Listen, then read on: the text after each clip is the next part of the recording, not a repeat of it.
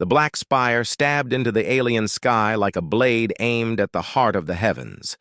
Lightning crawled across storm clouds, painting the jagged silhouette in pulses of white fire. From the city streets far below, the spire was a monument of fear, its shadow swallowing the capital, its peak vanishing into the clouds where the air grew thin and poisonous to most species. Inside, the throne room glowed with sickly green fire from hovering braziers. The walls were carved from obsidian that seemed to drink in the light, etched with the history of conquests in alien glyphs that pulsed faintly, as if alive. Every step toward the throne was like walking deeper into a predator's mouth. On the raised dais sat the alien king of the Zarth Dominion, his massive frame draped in a robe of black and gold that shimmered like oil. His crown, jagged, cruel, forged from the bones of extinct rulers, sat heavy on his scaled brow. 3 eyes, each a different shade of burning amber, fixed on the lone human who had been brought before him. Around the throne, alien nobles stood. On tiered balconies, their jeweled masks hiding faces that whispered in languages dripping with contempt. Armored guards, insectoid and towering, stood with halberds tipped in plasma, their limbs clicking in a slow, unsettling rhythm. The king's voice cut through the air like a blade through silk. "Kneel, human. Bend before the Dominion, and I may allow you to live as a servant. Refuse." His talons scraped across the arm of the throne, leaving deep grooves. "And your name will be erased from the galaxy, along with your world." Captain Marcus Vale stood alone at the base of the steps, boots planted firmly on the polished obsidian floor. His uniform was torn from battle, one shoulder, pauldron dented where an alien plasma round had struck. A thin cut ran from his jawline down to his neck, still bleeding sluggishly. The silence stretched, heavy and suffocating, as the court waited for his answer. Outside the spire's towering windows, lightning struck again, briefly illuminating. The human's face, calm, unshaken, eyes sharp with the kind of defiance that no threat could extinguish. The king leaned forward, his scaled lips curling into something between a snarl and a smile. "Do you think this is a choice? You are not in the heart of your fragile little world now. You are in my court, breathing my air, standing on the bones of those who thought as you do." The green light of the braziers wavered, shadows twitching, like restless spirits across the walls. A guard shifted, the metallic plates of his armor groaning as he gripped his weapon tighter. Somewhere high on the balconies, a noble let out a soft, mocking laugh that was quickly silenced when the king's third eye flicked toward them. Vale said nothing. Not yet. The king rose to his full height, towering over the hall, his robe sweeping across the dais like a wave of darkness. His voice boomed through the vaulted chamber, vibrating the air. "Kneel, or I will show your people the mercy of annihilation. I will burn your oceans, salt your soil, and scatter your cities into the void. Your species will become a footnote in our records, a reminder of what happens to those who defy the Dominion." The nobles leaned forward, eager to see the human break. The guards shifted into attack stance, halberds angled forward, their edges glowing. The storm outside rumbled as if in agreement with the king's threat. Captain Vale finally drew in a slow breath. His eyes rose to meet the king's burning gaze. And then he laughed, not the nervous, desperate laugh of a doomed man. No, this was deep, resonant, and filled with something far more dangerous than fear. It echoed off the obsidian, walls like cannon fire rolling up into the balconies, shaking dust from the carvings. The alien nobles froze. The guards hesitated. Even the braziers seemed to flicker in confusion. The king's 3 eyes narrowed, his talons flexing. "You find your own destruction amusing, human?" Vale's smile was cold, confident. "No," he said, his voice cutting through the hall like a blade. I just find it funny how you think you've already won." The silence that followed was heavier than before, charged, waiting to snap. Outside, lightning split the sky, and thunder rolled over the spire like the approach of something ancient and unstoppable. The sound of Marcus Vale's laugh still lingered in the vaulted throne room, like the echo of distant artillery. It wasn't a laugh born of madness or bravado. It was the kind of laugh that told every alien in the room that this man was not afraid. It unnerved them. The nobles, who had moments ago leaned forward with gleeful anticipation, now shifted uncomfortably behind their jeweled masks. Some exchanged quick glances. Others gripped the railing of their balconies as if the humans' defiance might somehow leap across the gap and drag them into its orbit. The alien king, however, was not unsettled. He was enraged. From the base of the dais, Vale could feel the weight of that rage, heavy and hot like the first breath before a volcanic eruption. "You dare mock me in my own court?" The king hissed. His 3 eyes burned with an inner fire, his scaled brow lowering until the jagged crown seemed ready to slice the air. Vale didn't answer. He let the silence speak for him. The kind of silence that says, "Your power doesn't scare me." The king's clawed hand rose slowly, deliberately, until it hovered above the throne's armrest. The air around his palm began to ripple, as if the heat from a distant star were bleeding into the room.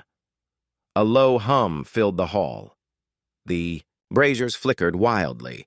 Vale's boots vibrated against the polished obsidian floor as the king summoned his weapon, a blast of pure psychic force. The guards stiffened. The nobles leaned forward again, eyes glittering through mask slits. This would be the moment the human was broken, the moment the story of his defiance became a warning for others. Vale's eyes didn't leave the king's. Then the blast came.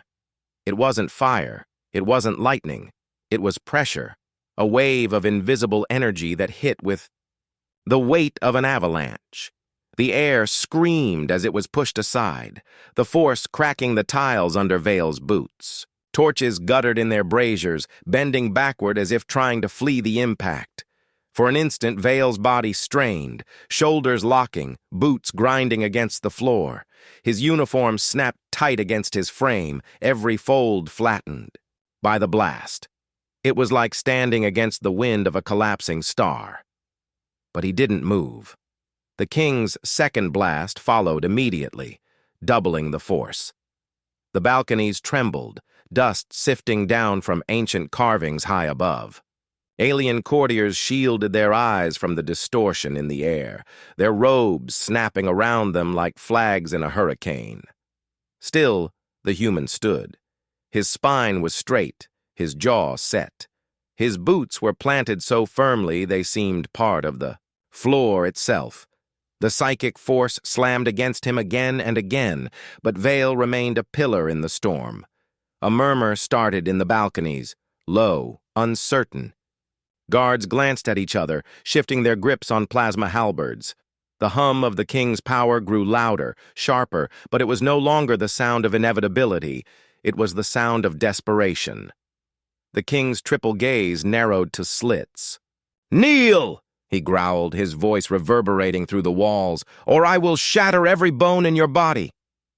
Vale's answer was calm, almost casual. "You could try." The words cut through the psychic assault like a blade through silk. The pressure wavered for the briefest heartbeat. Vale stepped forward, just one step. The psychic wave slammed into him again, harder than before, enough to crack the obsidian tiles in a jagged spiderweb beneath his feet. But that one step forward had already broken the illusion, and the court knew it.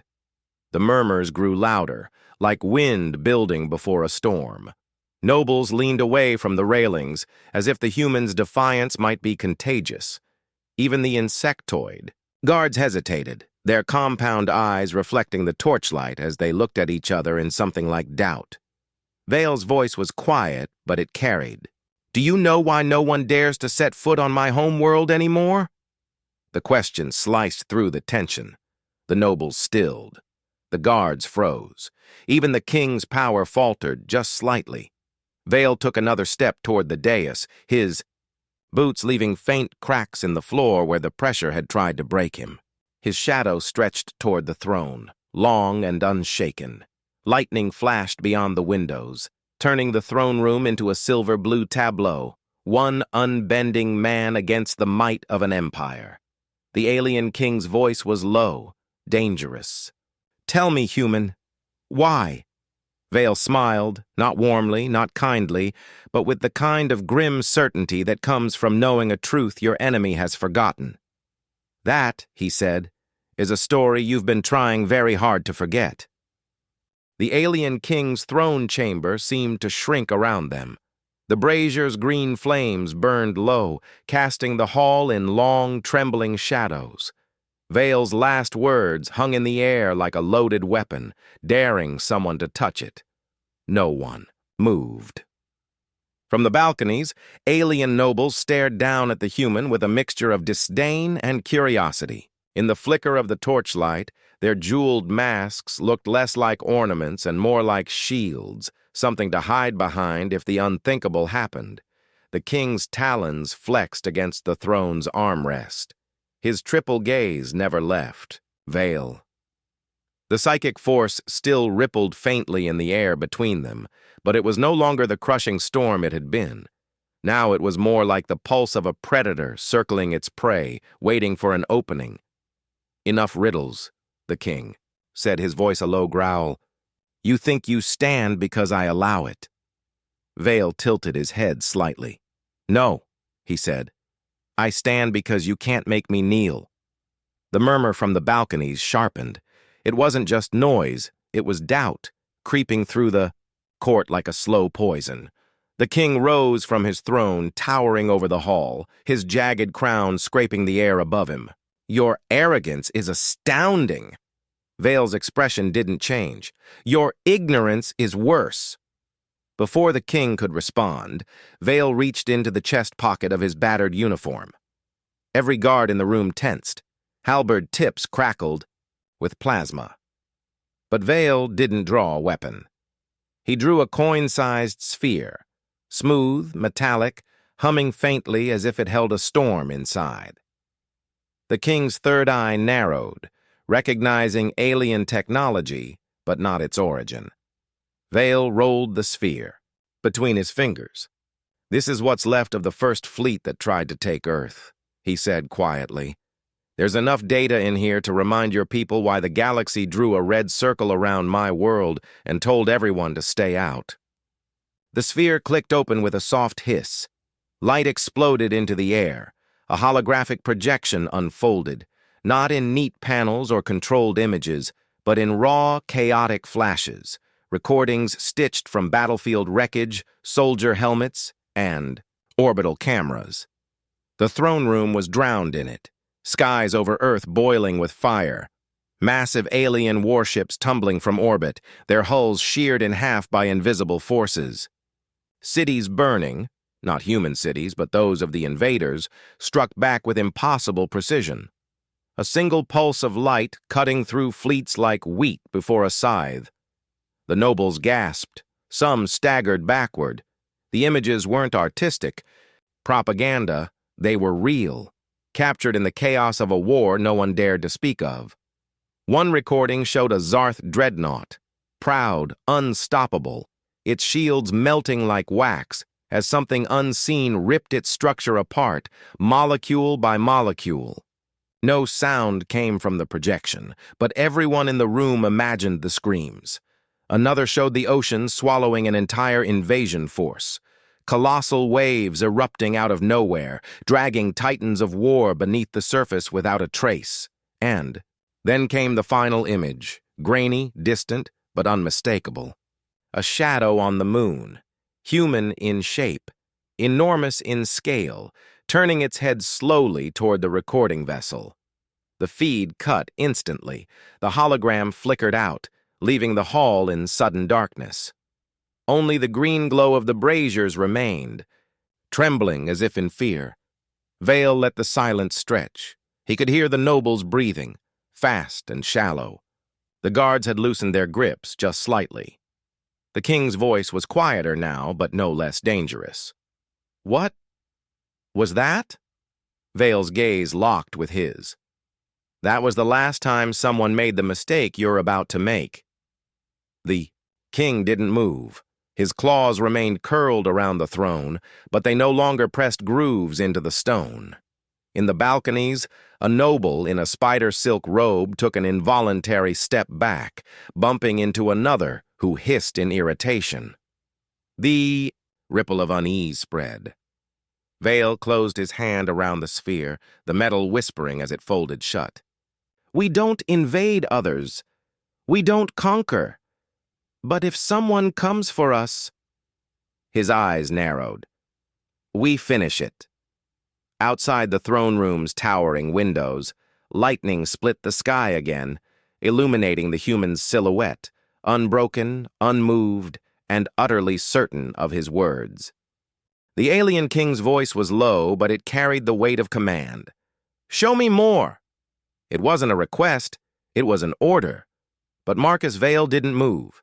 He stood there, the small metallic sphere glinting in his palm, as if weighing whether the king had earned the right to know. Lightning flashed through the high windows, bathing the throne room in cold silver light. For an instant, the jagged crown on the king's brow looked less like a symbol of power and more like a cage wrapped around his skull. Vale's smile was slight, almost pitying. "Careful what you ask for," he said. "Once you see the rest, you can't pretend you didn't." The king's eyes, 3 burning embers, narrowed. "Do not think you can frighten me with scraps of history, human." Vale turned the sphere in his fingers. "History?" He shook his head. "This isn't history. This is a warning." With a flick of his thumb, the sphere unfolded again. This time, not in brief flashes, but as a full, living projection. The throne room dissolved into the image of Earth from orbit. Blue oceans glittered, white clouds swirled, and continents lay bathed in the soft gold of sunrise. It looked peaceful, until the shadows arrived. Dozens of alien fleets, Zarth, Idrathi, Vorn, descended in formation, their engines casting an eerie crimson glow over the atmosphere. From the balconies, alien nobles leaned forward, transfixed. Vale's voice was calm, measured. "They came thinking Earth was a prize, that we were a young species, easy to take, easy to break." The projection shifted. The fleets entered the atmosphere. Then the world fought back. Invisible weapons lashed out. From the surface, unseen, untraceable. Ships imploded mid-air, crumpling like tin in a giant's hand. Others lost control, spiraling into the ocean in explosions that turned the seas black with fire. The nobles gasped as one dreadnought was sliced clean in half. No beam, no missile, just a sudden, impossible cut, as if reality itself had rejected its presence. In the projection, a Zarth command ship tried to retreat into orbit, only for a massive storm to erupt directly in its path. Lightning of unnatural precision struck its engines one after another until the vessel was nothing but drifting debris.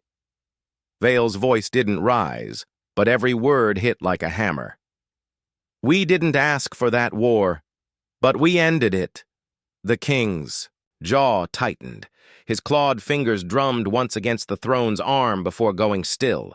The projection shifted again, this time showing ground battles. Zarth warriors in their ornate armor charged through burning forests, only to vanish in blinding flashes of light. Entire units simply ceased to exist, as if they'd been erased from the universe.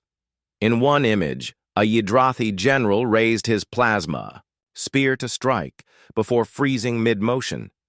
His body turned to ash in the span of a heartbeat, his armor clattering empty to the ground.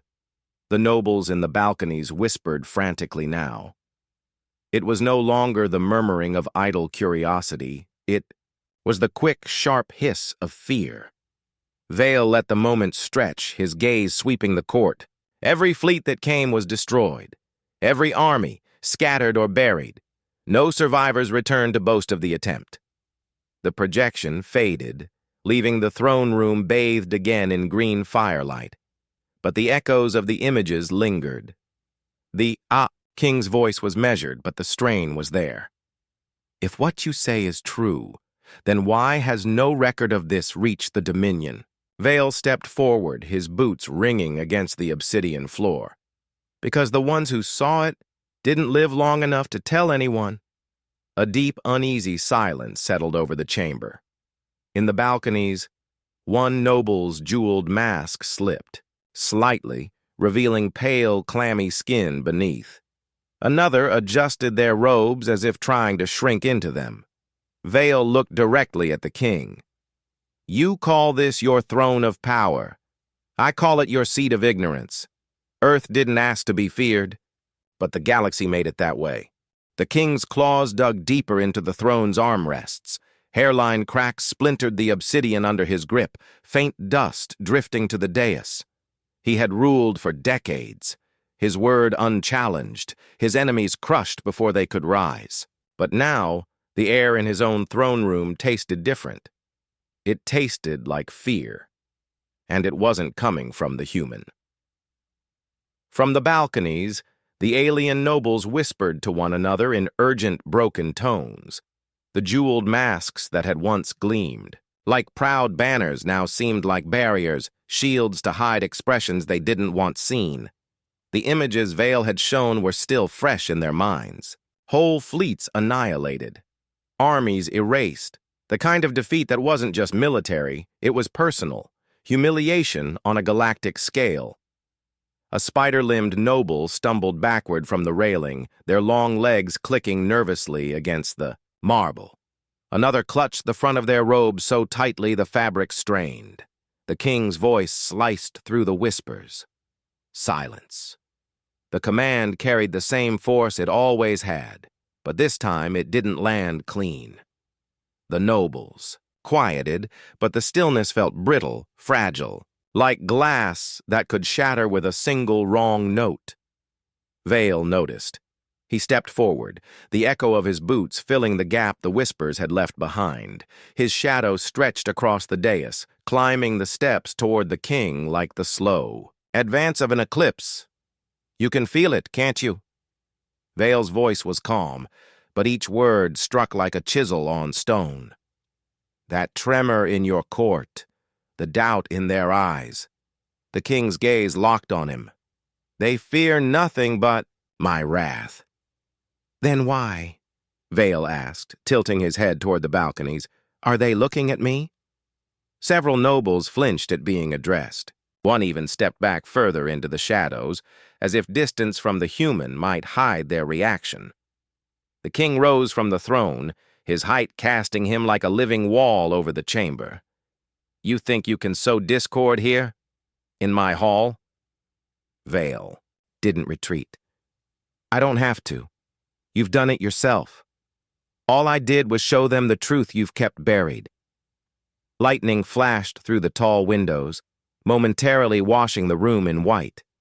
In that instant, the nobles' faces, half hidden behind masks, looked less like loyal subjects and more like a jury weighing a verdict. The king's voice deepened, vibrating through the chamber. If you believe their fear makes you safe, you are mistaken. They will not protect you. I don't need them to. Vale took another step forward, his boots clicking on the obsidian. But you do, and right now they're wondering if you're leading them into a war they can't survive. A murmur ran through the balconies again, louder this time. The king's head snapped toward the sound, his triple eyes flaring with heat. The nobles stilled under his gaze, but the unease didn't vanish. It simply went quiet, like a tide pulling, back before a wave crashes. The king turned back to Vale. You overestimate your influence, human.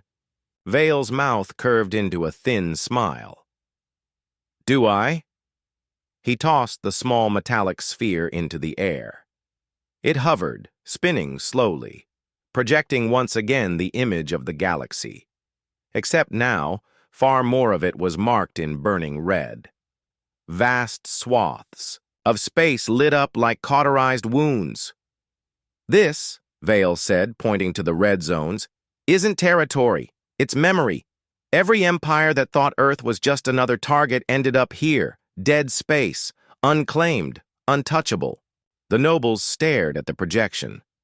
Some of the marked zones bore names they recognized, names of powers they'd traded with, rivaled, or feared. Now they were nothing but empty coordinates. Vale let the silence stretch before speaking again. "You can still order your fleets to Earth. You can still try, but you'll be adding your crown to the wreckage." The king didn't respond. His three eyes were locked on the projection, and for the first time there was something else in them besides anger. Calculation. The metallic sphere hung in the air between them, spinning slowly, its projection bathing the throne room in red light. It wasn't the warm red of banners or royal seals. It was the cold, clinical red of death. Each pulsing zone represented not just a battle lost, but an empire erased. The king's triple gaze followed the glowing map, his jaw tightening. He recognized more than a few of the territories. Some had been rivals, some had been allies, all had been powerful, all were gone. "What is it you want, human?" the king asked at last, his voice low, steady, dangerous. Vale stepped forward, closing the distance until he was at the base of the dais. The alien guards tensed, halberd tips flaring to life, but the king lifted a claw and held them back. "I'm not here to take your throne," Vale said. "I'm not here to conquer your worlds, burn your cities, or break your people." The nobles on the balconies leaned forward, curious despite themselves. Vale's voice didn't rise, but each word was deliberate, as if he were chiseling them into the air. "I'm here to give you a choice. Stand down or join them." The king's scaled brow furrowed. "You presume to dictate terms to me?" "I don't presume," Vale said. "I offer. You can ignore this warning. You can gather your fleets, send them to Earth, and see if the old stories were exaggerations. But understand this." Vale gestured to the red zones. "These aren't just victories. They're messages. Every empire here thought the same thing. We're too strong, too many, too clever. They all thought they could outfight, outplan, or outlast us." He took another step forward. His boots rang on the steps leading to the dais. "None of them were right."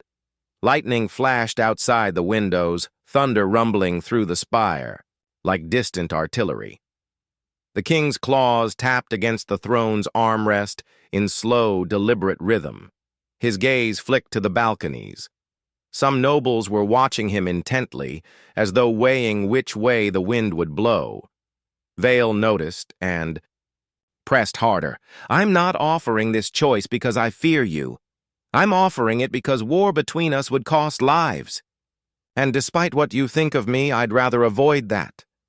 But—" his eyes narrowed. "I will not avoid it at the cost of my home." The king's expression was unreadable, but the silence in the room was telling. The nobles were no longer whispering to each other. They were watching the king, waiting for his answer. One of the alien guards shifted uneasily, the plates of his armor groaning. His compound eyes darted toward the glowing red map, then back to the king. The king's voice was a low growl. "You think you can come into my court, defy me before my people, and leave alive?" Vale's reply was instant. "I think I can. Leave when I decide to, and there's not a damn thing you can do to stop me." The audacity of the statement sent a ripple through the balconies. Some nobles gasped softly. Others simply stared at the human with the kind of focus reserved for predators sizing up another predator. Vale turned from the king and addressed the court directly. "You all know what will happen if he sends you to Earth. You've seen it now. You can pretend those red zones don't exist, but you'll be lying to yourselves. And when you're lying to yourselves in war, you're already dead." The sphere's projection dimmed, its red glow fading until only the soft green fire of the braziers lit the room.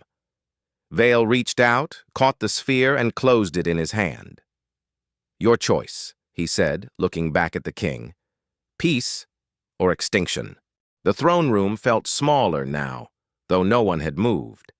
The king's presence loomed like a storm cloud trapped in stone walls, lightning barely contained. "And if I choose neither?"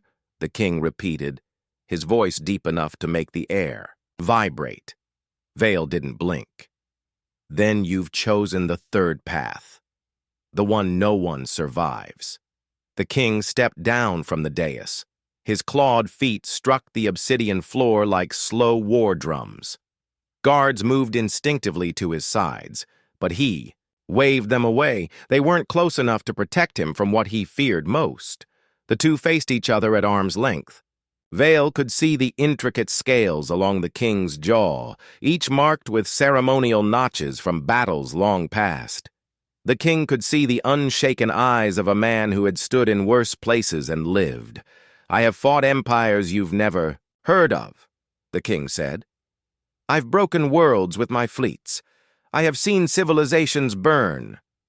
And Earth," Vale said evenly, "has fought wars before you were born and will fight them long after your bones are dust. We don't measure strength in titles. We measure it in graves we refuse to dig." The balconies above had gone utterly still. The nobles' jeweled masks glinted in the torchlight, but their eyes betrayed them, darting between the two figures below, desperate to know who would falter first. The king's breathing deepened. He wasn't just hearing Vale's words. He was weighing them against every scrap of intelligence, every half-whispered rumor about the planet at the edge of the galaxy. And Vale knew it. He leaned in slightly. "You don't scare me. You're just another crown who thinks power means never having to hear the word no. But Earth, we've told far worse than you. No. And they listened, or they didn't. You've seen what happens to the ones who didn't." A murmur rose from the balconies, low, restless. The king's triple eyes narrowed. "You dare speak to me like this in my own hall?"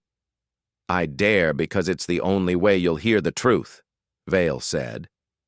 Lightning flared again, illuminating the court in stark white. For a heartbeat, the king's shadow engulfed Vale entirely. The next heartbeat, the light faded, and Vale's figure stood unshaken, the shadow gone. The symbolism wasn't lost on the nobles. The king turned his back, to Vale, pacing toward the great windows. Beyond them, the sprawl of the capital shimmered in the distance, towers rising like jagged teeth, the lights of countless citizens who would never know how close they stood to ruin. The king spoke without turning. "If I back down, I lose face. My enemies will see weakness." Vale's voice carried through the chamber. "If you attack, you'll lose everything. Your enemies will pick your bones clean before Earth even finishes with you. What's left of your face won't matter." The king's claws flexed against the window's edge. From the balconies, a voice spoke, a bold, dangerous thing to do. "Perhaps. The human speaks wisely." Gasps swept the court. The speaker, a tall noble with violet eyes behind a mask of silver filigree, didn't flinch under the king's glare. "Majesty, your people whisper already. They know what we've seen. Some would rather serve under a living ruler than honor a dead one." Another voice joined in. "He's right. This war could end us." The king turned sharply. The chamber fell silent again, but the damage was done. The seeds of doubt had broken the surface. Vale saw it. And he knew that if the king didn't seize control now, the court might start thinking of peace not as surrender, but as survival. The king stepped forward until he was once again face to face with Vale. "You leave my world," he said, voice taut with suppressed fury. "And I will consider your warning." Vale's mouth twitched into the faintest smile. "Consider quickly. Earth doesn't wait forever." The courier's words hit the throne room like a silent explosion. All of them. For a heartbeat, no one moved. Even the braziers seemed to burn quieter, their green flames shrinking in the still air. The king's triple eyes locked on the messenger. "You mean to say the human fleet?" "They are not a fleet," Vale interrupted calmly. He didn't raise his voice, but it cut through the tension like a blade. "They're not here for battle lines or declarations.